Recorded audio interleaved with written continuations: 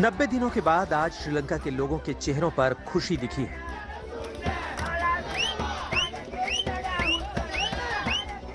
जो लोग श्रीलंका की सरकार को गाली दे रहे थे, वो अब मुंह मीठा कर रहे हैं, क्योंकि गोटाबाया राजपक्षे राष्ट्रपति के पद से ही नहीं, राष्ट्र से भी दूर जा चुका है। श्रीलंका के लोग मान रहे हैं कि जिस तरह गोटाबाया का संकट टल गया, वैसे ही बदहाली और तंगहाली वाला संकट भी टल जाएगा। लेकिन ये इतना आसान नहीं, क्योंकि गोटाबाया की सरकार ने महंगाई के जख्म इतने गहरे दिए हैं कि जिन्हें भरने में लंबा समय लगने वाला है। श्रीलंका में आज की तारीख में रोजमर्रा की चीजों के दाम सुनकर आपकी क्या, किसी की भी रूह कांप जाएगी। शुरुआत सब्जियों से कर लेते हैं। चावल के अलावा हर घर में आलू प्याज बहुत बुनियादी जरूरत होती है सब्जियों के लिए। मंडी में जैसे आप आगे आते हैं, आलू प्याज की दुकानें भी हैं, होलसेल की भी हैं अंदर मंडी में, और ये रिटेल वाली भी हैं। तो यहाँ पर 1 किलो आलू के लिए ये आपको इतने रुपए देने पड़ेंगे। जी हाँ, 220 रुपए किलो आलू बिक रहा है श्रीलंका में।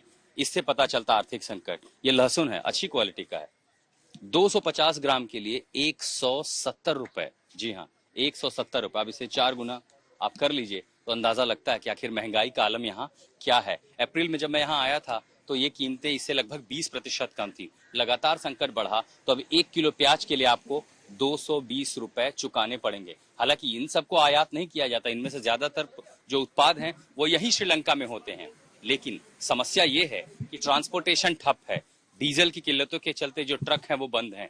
तो जब सप्लाई प्रभावित होगी तो महंगाई बढ़ेगी ही। कुल मिलाकर यही वो संकट था जिसने इस खूबसूरत देश को मुश्किलों में डाल दिया। अभी तो आपने आलू और प्याज की कीमत सुनी है। इन सब्जियों को जिस तेल में पकाया जाएगा, जरा उसके दाम भी तो सुन लीजिए।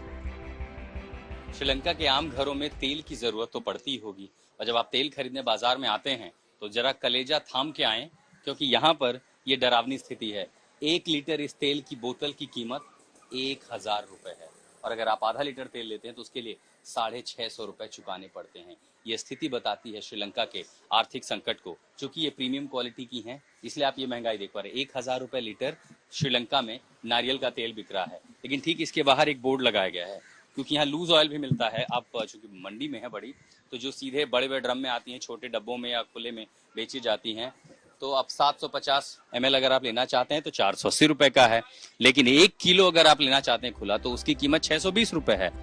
ये दाम बता रहे हैं कि किस तरह श्रीलंका की अर्थव्यवस्था का तेल निकल गया है। ये हाल तब है जब नारियल का उत्पादन श्रीलंका में ही होता है। जब 20 रुपए वाला नारियल 100 रुपए तक बिक रहा हो, तो जनता का तेल निकलना तय समझिए। जिन दाम को सुनकर आपको हैरानी और घबराहट हो रही है, श्रीलंका के लोग अपने परिवार को चलाने के लिए इन दामों पर खरीदारी कर रहे हैं।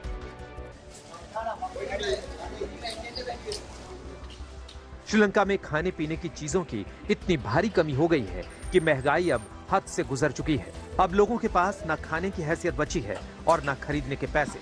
इसके अलावा अब पेट्रोल डीजल की कमी की वजह से हाहाकार मचा है। देश के सभी पेट्रोल पंपों पर वाहनों की लंबी लंबी लाइनें लगी हैं, लेकिन डीजल उपलब्ध नहीं है, जिसकी वजह से ट्रांसपोर्टेशन ठप है और उद्योग धंधे बंद पड़े हैं।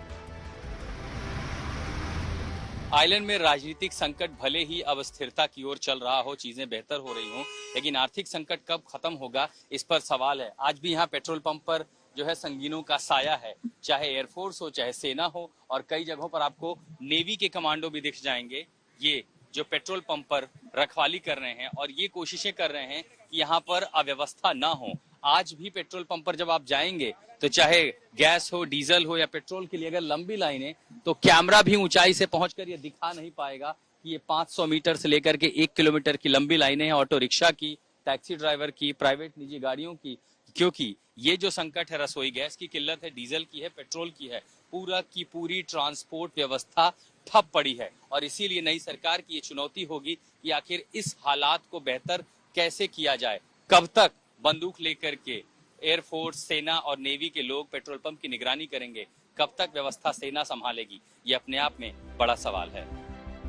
भले ही राष्ट्रपति गोटाबाया राजपक्षे और उनकी सरकार से लोगों को मुक्ति मिल चुकी है और नई सरकार बनने की तैयारियां चल रही हैं, लेकिन नई सरकार के पास जादू की कोई छड़ी नहीं है जिसे घुमाते ही श्रीलंका की किस्मत बदल जाएगी।